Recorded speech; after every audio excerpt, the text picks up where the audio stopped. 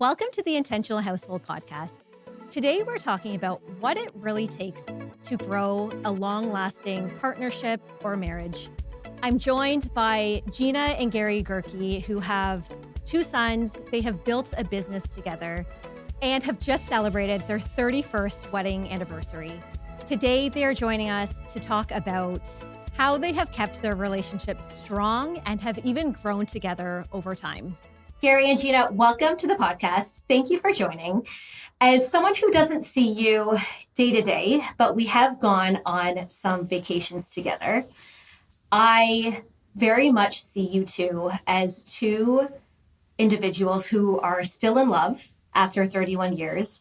You clearly have an admiration for each other and, most importantly, a respect for one another. So I really wanted to get you on to the podcast so that we can hear and learn about your marriage and any sort of work that you have put into it, because we know that marriages don't just end up this way.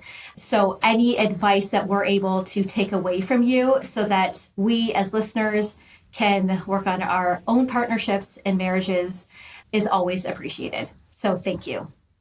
Well, Laura, thank you for the invitation. Yeah, We're thank you. grateful to be invited on and that you and your listeners are interested in hearing what we have to share. Mm-hmm. And we're certainly impressed by you and Alex and the life that you're building and your commitment to sharing and helping other people have a brighter future and a brighter life. Yeah, we just love you guys. We think you're a great couple too. And again, thank you for inviting us to this. And we're excited to share. And yeah, hopefully you make an impact on some other people too in their marriages, and especially if they're entrepreneurs too, and what's worked for us over, for many years. Yeah, for sure. Thank you. So let's start from the very beginning. How did you two meet, and what do you remember about your early days together? Well, my version is we met, May of 1992. So over almost 34 years ago. I can't do the math. I know, it's a long time. Yes. Anywho, I was working full time at a retail store and putting my way through college.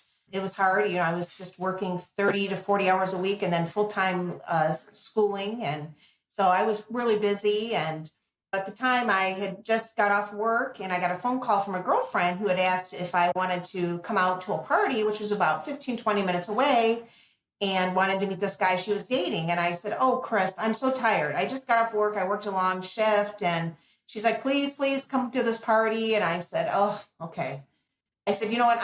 I'll come out. I'll meet this guy you're dating, and then I'm leaving. I'm not going to stay." And she's like, "Oh yeah, no, just come on out for a minute." And I said, "Okay." So I went out there, sat down, and now mind you, like I just got off work. I was in a sweatshirt, jeans or shorts. I didn't care what I looked like. I was just going to go meet this guy that she was dating. So I sat down and got a chance to meet. His name was Bob. Her name was Chris. And so we were talking, and then all of a sudden Gary walks in, and he walks in a full-blown suit at a party, summer party. So I'll let you take it from there. Why you were? Yeah, why I was in a suit. Yeah. So at that time, I was working full-time for Ford Motor Company and Information Technology. I was attending the University of Michigan part-time to finish up my degree, and I had a side business going. So that particular evening, I had gone to my boss at Ford Motor Company, had gone to his boss, to his fourth wedding. And I did that primarily for political reasons. He was taking me under his wing and guiding me through the halls of a Fortune 50 company. So you figured you had to go. And I figured I had to go, that it would be prudent to go. Mm-hmm. I wasn't dating anybody at the time, so I asked a friend of mine who happened to be my recent ex-girlfriend's best friend. And she was like, "Yeah, sure, let's go." So we attended this fourth wedding.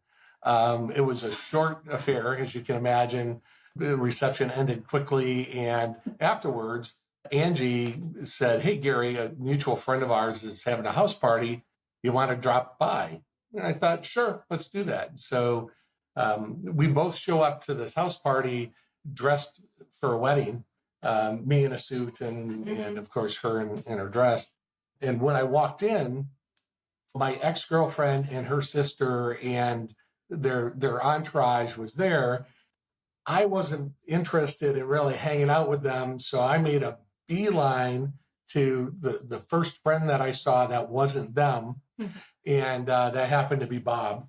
And so there's Bob and Chris and Gina sitting on the couch. Yeah, so I was sitting there and I looked at them and I thought, okay, well, again, I wasn't thinking anything because I wasn't looking. So I said, nice to meet you, and I excused myself to go to the restroom. And then you said, I was thinking something because I looked at Chris, who I just met, and I can still see her face today when I asked, is your friend seeing anybody? And she smiled and went, no. and like, yes. and I thought, oh, this girl is stunningly beautiful, and there's no way she's going to leave without me trying to get a date. So I came out of the restroom and I was like, okay, nice meeting everybody. I wanted to get home. I was tired. And Gary asked me if he could walk me to my car, and it was dark. It was late. So I said, okay, sure. And that was 1992. So that wasn't as creepy as it would be now. Yeah, no, yeah. So anyway, so I said, yeah. So he walked me to my car, and then he said, can I ask you for your number? Because I'd love to take you out on a date. And the first thought in my head was, oh, this would be great because I would love to have a nice dinner because I was so broke.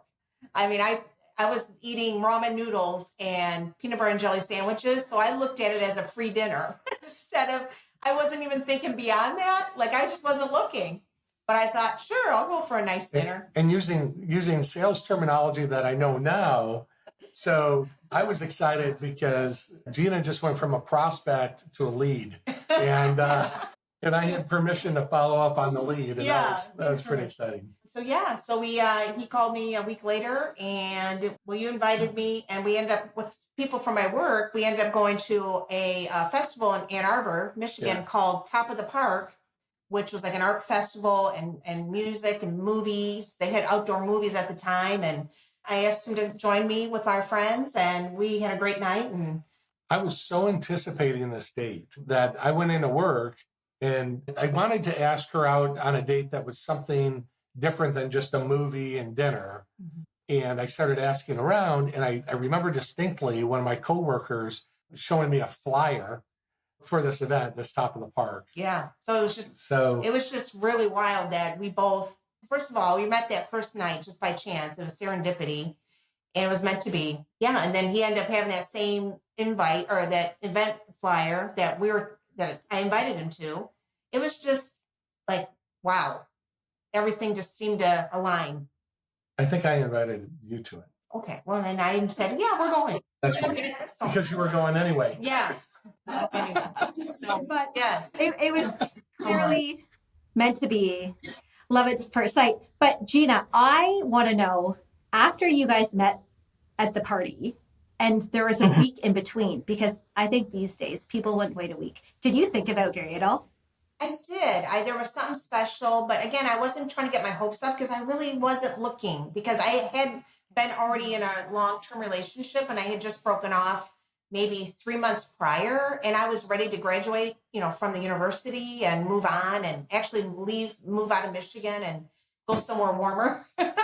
So I was already focused on my goals, and I did not expect that. And so when we connected, I was like, I don't know, there was just something special, but I knew our second date, which we ended up doing because it was right around July 4th. We went to a fireworks show. And after that, I thought, he's the one. I knew it. I just knew it. And I never thought about that with anybody. And really, Laura, it was a week back at that time. That was kind of like the standard for not being too aggressive, but still showing interest. But ghosting still existed. It was just, maybe a little longer timeline. Yeah. And because there were or cell phones weren't prevalent, there was usually some back and forth logistically in order to connect with somebody over the phone. Yeah. But the concept was the same, which was as a guy, you didn't want to be too aggressive, too needy, but you wanted to show enough interest to show that you were interested. Mm-hmm. Yeah. Well, it sounds like you've nailed it. He did. It worked out. Yeah. Yeah. So let's fast forward, because I know you as an entrepreneur, Gary. At the time when you two met, it sounds like you did have a side hustle, but you were working for a company. So if we fast forward to 10 years into your marriage, I believe you started your company. Can you talk about the impact that had on your relationship in the early days of starting your company? Yeah, absolutely. Although it was 10 years before I started Clarity, I was always entrepreneurial, but I didn't know it. I didn't realize it. So I always had side hustles. Okay. We always want to impress other people when we first meet them. And on that first date, my way of impressing Gina was, hey, I work at Ford Motor Company. That's impressive. Back in the day, that was really a score, big deal. I attend the University of Michigan, which an elite school. And then, I said I had a business, my side hustle. What she didn't know was, well, I was a contractor at Ford. I was attending a satellite campus part-time at the University of Michigan.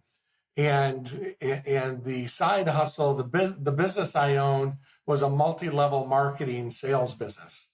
Not what people at that time considered a real business. Mm-hmm. Being in a multi-level meant that I wanted to recruit as many people to join the network as possible. And Gina, after a few dates, became a prospect for me, a business prospect and a girlfriend. Yeah. The girlfriend was first. I want to make sure that was secured. Yeah. Because that was most important for you. That was most important. Yeah. What emerged out of that is that Gina and I had really the opportunity to start talking about what our future life would look like right from the onset, because that multi-level business taught to have dreams and goals and aspirations. So I brought that into our relationship, but what it also brought into our relationship was the idea of personal and professional growth, that we become the person based on the books we read, the video content we consume, and the people we associate with. So right from like pre-marriage. Well, we were in our early 20s. Yeah. We were learning all this. Well, right. When we were dating, we ascribed to that. Yeah. And would read a biography or a business book or a self-help book monthly. That habit became ingrained with us. The video and audio content was always focused on improvements. Today there's thousands or tens of thousands of podcasts available for people to choose from. Back in the 90s, it was really rare. There was like Tony Robbins and Earl Nightingale and a few other speakers on the circuit, but that's what we dug into and would listen to and learn from and be formed by.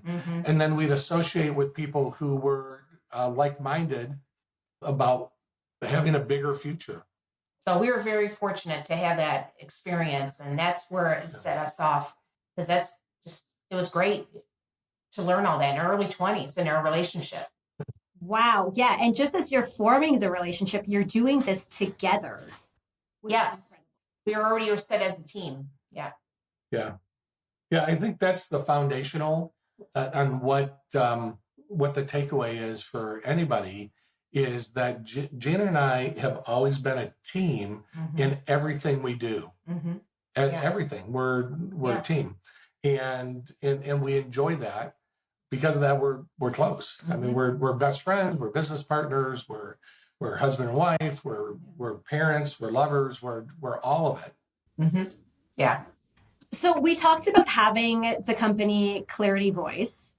And Gina, you did have a role in the company as well. Can you tell us a bit about your involvement in the company? Yeah. Let me share a little bit of backstory. Okay. So I was working full time, not at Ford. I had moved on in my career to other places, but I did have a fantastic position with a great company. I think I had been there probably 7 or 8 years at that point. I can't speak high enough about the organization I was with and the people who I worked with. It was wonderful. But I had this gnawing sense that I wanted more and could do more. So I always had my radar up for an opportunity. And one came up that I saw in voice over IP, voice over internet, taking voice over internet out to small and medium businesses. So it started as a side hustle. And about 6 months into it, I started seeing a bigger picture. And I went to Gina and I said, Gina, hey, I think there's more here than just a side hustle. What I'd like to do is mortgage the house, run up the credit cards, and then quit my job and build this business. But we're partners. What do you think? And at the time, I was a stay-at-home mom, which I was fortunate. I'm really grateful for that. And our kids were in private school. So it was like, okay, wow, this is kind of crazy. But at the time, I knew Gary was not happy. I mean, he loved the company he worked with, but he just wasn't happy because he wanted to do something on his own. I saw that. And we were in our mid 30s at the time. And I thought, you know what? Why don't we go for it? And if we fail, we can start over again. And I just didn't want him to regret when he turned 50 that we didn't try. So I don't know. It just came over me. And I don't know if it's naivety or what, but I said, okay, sure, let's do it. And you literally said, yeah, sure. If we fail, we're young enough, we can always start over. Yeah. If it was naivety, I'm glad that you were naive. And I'm glad we did it, of course. So now, but going back to your question, how it started was basically he was working still full time at this other company. He would come home, and out of our basement at the time, he was working on the side hustle. Well, we started getting customers, and he was doing it all. Gary was doing the tech support. He was doing sales. He was doing, accounting. He was doing it all. And he's like, I can't do all this, and I need help. So he looked at me and he said, hey, I know you've never worked in telecom before, but, can you help me out here, basically? And I was like, okay, I don't know what I'm doing, but all right, I'll be willing to help. So he would joke and say I was cheap labor because I was free, basically. Yeah. So yeah, again, it's that team mentality, and I believed in what he was doing. Yeah, I did whatever. He just showed me. And of course, I made so many mistakes. I didn't know what I was doing, but I just was like, let's do it. And eventually he quit his job, and the business did not take off like we had thought because 2008 happened, in the recession. So that was a pretty scary time for us because we almost did lose everything. Yeah. So that really brought us even closer together because we just decided that we're in it 100% or we're going to lose everything, and let's just keep going. And then it really tested our faith and whether our faith was just something that we paid lip service to or if we truly believed. Yeah. I remember when we started the company and when Gina said, oh, if it doesn't work out, we can always start over. What you think is, oh, we just file for bankruptcy and start over again. And that's true. That's what the laws in our country allow. There's not indentured servanthood anymore, at least in the Western world. So you can do that. If it doesn't work out, you take a risk. It doesn't work out, you can always file for bankruptcy and pick yourself up and regroup. But what doesn't get said is the amount of emotional stress that you go through when you can't make your bills and you're failing. And it's a tremendous burden and one that really rips at our self-worth. And it was through that experience that we came to realize, A, we're not in control, and B, God has an outcome that is better than what we think or what we're planning, even if we don't necessarily like God's plan. Yeah. And through that, it relieves some of the stress that the future is going to be okay. It might be really uncomfortable, but it's going to be okay. Yeah. There's hope. Yeah. Is what it is. There's hope for a future. Yeah. Hope goes very far. Yes, it does. Yeah. But like you said, you also had your sons at the time. They were in private school. You started working together professionally. How were you able to manage your personal relationship while having the professional relationship? And what listeners don't know about you two is that you are very different. But somehow you were able to work together and have a marriage at the same time. Most people don't know, unless they know me, they don't know that Gina is actually a saint. Because that's the only way that she could live with me. Remember what that one lady said? Oh, yeah, we had one lady say to us when we were in the multi-level, she looked at Gary or looked at us and said, "How do you live with him?" And I was like, "Oh, I think he's great. I don't know it." Anyway, I think going back to what Gary shared earlier with our exposure to with the multi-level business and being around other like-minded people and seeing how we saw people modeling what a couple should, how to work together as a team, as collaborating. Yeah, we watched them and we saw people who were 30, 40 years older than us. Here we are in our, early 20s, mid 20s, and we saw people who were in their 50s and 60s. And we just admired that because we never seen that in our own families, a couple working, mom and dad working together like that. So I just loved that. I thought, yeah, I mean, as you know, Gary his personality is more of a dominant personality. He's, focused on when he has a goal. And I'm more of like, I just want everything organized. And I want peace and I want to make sure everyone's happy. And I think that actually plays, if I had his same personality, we would kill each other, but it's great that we're opposite. Yeah. But we already knew a lot of that from those early days and learning about self-growth and self-help and those kinds of things that we knew our strengths and weaknesses. Let me say it wasn't ever perfect at times. I mean, there was days that like I wanted to kill him. He wanted to kill me. We literally worked at one point across from each other. We had a big desk in our basement. And I mean, I'm trying to do work. He's trying to do work. And we literally wanted to come over and like, strangle each other. Kids were at school. We were like, it was not pretty sometimes, but you know what? We worked through it. I finally ended up getting another desk of my own. So we had a different room. So we weren't next to each other, but we just made sure that like when we were together, we worked and then we tried when the kids got home and when it was dinner time, trying not to talk about work. Sometimes it was very hard though, especially if there was things that needed to be addressed. But we really tried to make sure that was family time and not business. We tried. So. Yeah, we had big dreams.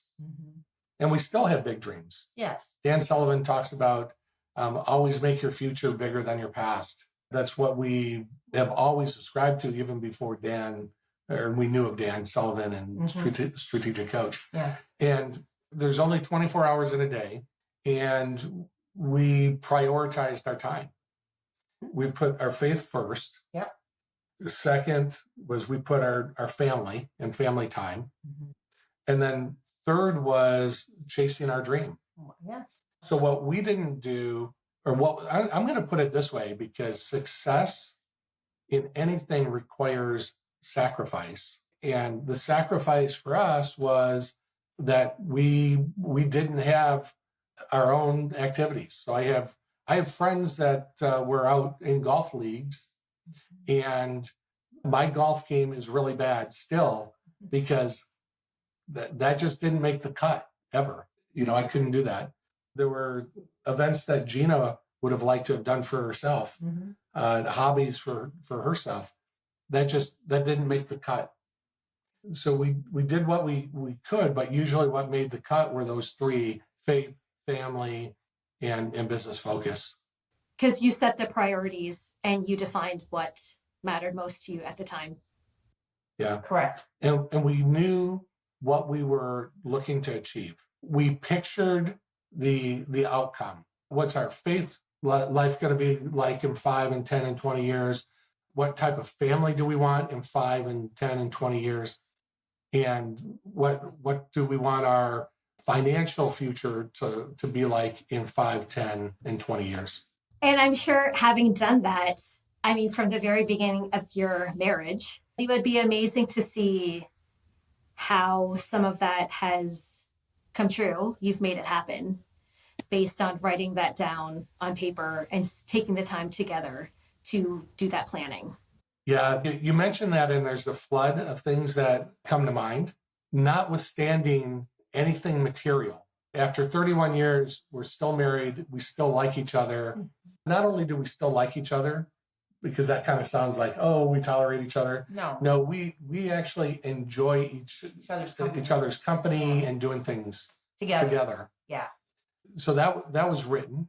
I just want to add, sorry to cut you off, Gary, but I think anyone who's in your presence can see that. That is very obvious about you two, that you genuinely enjoy each other's company and you want to do things together.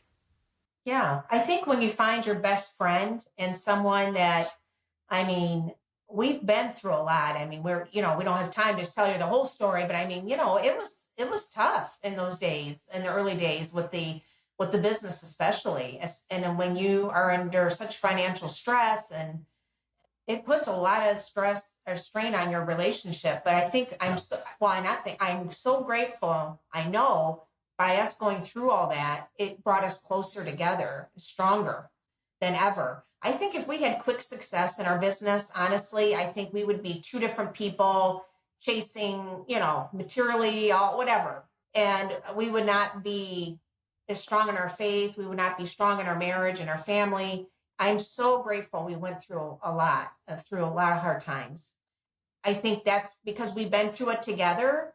That's why it's like, I wouldn't want to hang out with anybody else but him because, yeah, I just love it. I love being with him. I love how he continues to want to grow, and he's influenced me to want to continue to grow. And we just do it together. And it's like, we just want to keep being better in our relationship and our family and our everything. Yeah. I love it. So we just have that same mindset, I think. So, well, yeah. That's right. Because I was going on the note of growth. I was going to ask if there was ever a point where one of you felt like you were growing in different directions or maybe growing at different rates. Yes, for sure. I can just say for Gary, as you know, he's been part of Coach, and I know you guys are part of that too. And when he started with Coach, when we were in the multi-level business, we were on the same page, kind of, I would say. Yeah. But when he started building his real business, Clarity, and started going to Coach, he just went from this to exponentially, like way beyond. And he was talking about terminologies of things in Coach, which I just wasn't familiar with. And he was sharing. And of course, I was working at Clarity, not in a more, management position. It was more business and billing and things like that. So I was behind the scenes, but I saw Gary just go from this to this. And I was like, whoa, I felt kind of left behind because he was going and doing all this. And I wasn't familiar with that. But it was never like Gary came back and went, oh, he wasn't kind of like, he wanted to share. He wanted to be like, Gary, Gina, I want to share this with you. And I want to tell you all about it. And he did. And I was so happy for him because I thought these are such great principles to learn from Coach and to take our business to another level. But at the same time, I was a little bit like, oh, boy, I wish I could be part of that. But there's really with what I was doing, I wouldn't have been able to use it.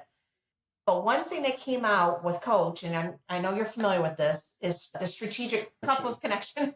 Yeah. And he said, Gina, this will be a great opportunity for you and I to go together.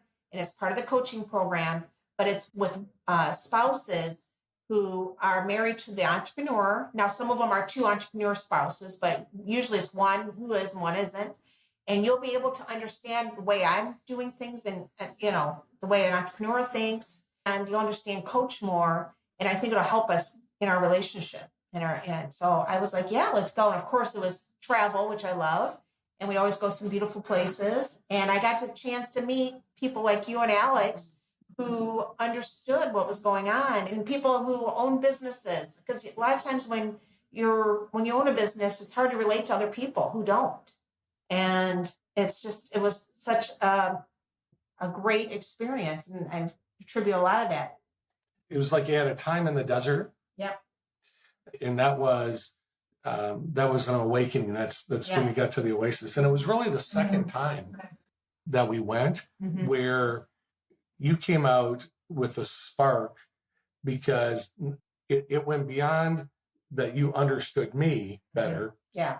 And it became, you understood your superpower, your unique abilities. Yeah. And that set us on a path where you started planning and formulating the next phase or the next chapter in your life professionally, which included growth. Yeah. I love hearing how bringing Gina in to strategic coach and bringing her in with other, very like-minded couples had an effect. And as you know, Alex and I go as well, and that has certainly helped our relationship. But Gary, you referenced being in a desert. Can you tell us more about what you meant by that? Yeah, in the multi-level, there was structured, curated content. So you could pick the subjects and pick the audio, and it was all guided towards professional growth and business growth, and had outcomes defined. So you knew what the outcome or what the reason for that content was. The church we attended also had some classes. So for a while, even after the multi-level, the church filled in, and there was personal growth through church That we did together. Yeah. And then we happened to move out of the area away from that church. And when we did that, there was no longer any curated content. And it's very difficult. It's very difficult to figure out on your own what should I listen to, what should I watch, to both stay motivated, because it's not already on your schedule, or it's not something upcoming that you schedule, or to know, is this worth my time? Is this vetted? So it wasn't until Strategic Coach Couples Connection that curated content came back into our life. Yeah. For both of us. To bring us together. Yeah. Wow. Okay. So the value of having it, I don't want to say programmed, but being a part of something that structured it for you. Yeah. A curriculum. Quite beneficial. Yeah. Curriculum. Okay. Got it. Because I can see there's a lot of learning. There are so many tools that couples can use. There's so much out there, but it's a matter of knowing what one is effective, what one should we choose from. It's like there are too many options out there. And so having this kind of curated for you, but then also the other step of being with other people who are like-minded makes a huge impact.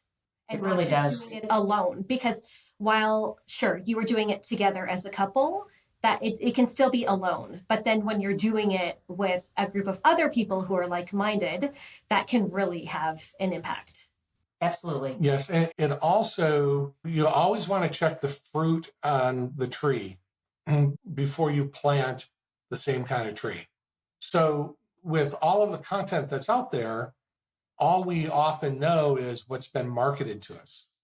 We don't know really what's going on behind the scenes. Like, we know you and Alex. We know how great your relationship is, how dynamic it is. We know how Alex is the lead entrepreneur, and you have entrepreneurial ideas that you're executing and making happen. We know this about you. So when you speak or you share some content, we know the context around it, and that it's valuable and safe, and not going to lead us in some direction that's a disservice. Many people don't have that insight of who they're listening to. So that curriculum, that curated content, you can see the fruit on the tree. We saw that in in multi-level, of course, in church. We knew the reason behind what was being taught. With strategic coach too, we see how the people who are in strategic coach are like-minded and the type of life that they live.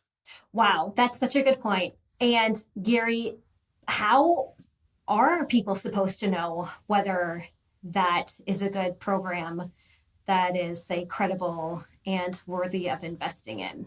Great question. You have to get out and network. Don't rely on just Google reviews, but actually reach out and talk to people face to face or video to video. Talk to people where you can read in between the lines. And I always say, trust your gut. I mean, that's my big thing. Trust your gut about someone. And if you do have like a red flag, a little bit of a red flag, don't suppress that red flag. Yeah. If that red flag comes up, then it's like, even though they could be talking and they say all the right things, but trust your gut, trust your instincts. I trust Gina's instincts. I'm pretty good at it. Listening and following your gut, it goes very far. It does. We've talked about a lot of wonderful stuff here. Just one last question for you two. If you could give any sort of advice to partners or spouses who may have lost a connection with one another, what is one piece of advice you would give them if they want to reconnect? For us personally, I say the number one thing I would highly recommend is marriage counseling. Even if you think your marriage is doing great and there's not arguments, but everything's going well. And we decided probably just here in the last couple of years, we just wanted to go to another level with our marriage. We've, as you know, been together almost 33 years, and there wasn't a lot of strife or anything, but I think it was just more, we wanted to take it to another level, intimately, communication wise. I just was excited that we just wanted to go to another level so we can be together another 30 years. I just thought, why not? Again, we're always about learning and learning more about each other. And we decided, let's go to marriage counseling and see where that can take us. And oh my goodness, it's been life-changing. So I would highly, and I actually honestly think we should have done it sooner. Wow. We should have done it sooner. So that's my advice for couples out there who are maybe growing apart or just kind of the relationship is kind of flat. Go to a marriage counselor. And if you find a marriage counselor that you both maybe don't care for, go to another one. It's, everyone's different. Yeah, I'm actually going to go from what you said, Gina. When we become familiar with something or someone, the excitement wanes. Mm-hmm. If we get tired of a house or tired of a car or something that's inanimate, we can change. We move, we buy a new car. And there's that excitement again of, oh, this is new. It's like we're starting. It's a refreshing of a dream.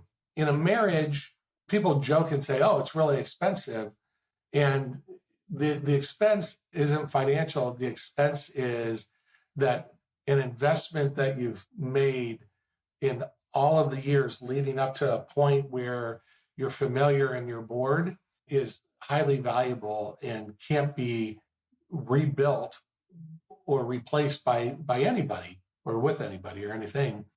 So by going to counseling, you just get another person, in this case, a professional's perspective. They can help you or help us see the same familiar person through a different lens and a different light. Yeah, that's been so cool. There was one exercise we went through after a session. It was just asking a question. And I thought we've been together, 30 years at that point, and thought, I know everything about Gina, but a few questions that I was prompted to ask, I learned something new about Gina. And same for Gary, yeah. And I remember that evening that we went through that exercise, we felt like we were dating. Mm-hmm. Oh, that's amazing. For the first time. Counseling is just coaching for a relationship. Yeah. It doesn't mean that you're broken or there's anything, wrong. It just means that you want to be better. Mm-hmm. So there's my thoughts on what I recommend to everybody, regardless of where you're at in your marriage. Exactly. That's great. Thank you. Thank you, Gary and Gina, for joining us today. This has definitely been a wonderful chat, learning about your aspirational and inspirational marriage. And you have given us many wonderful tips on what we as listeners can do to work on our own marriages or relationships. Thank you for listening to the podcast. We will see you next time.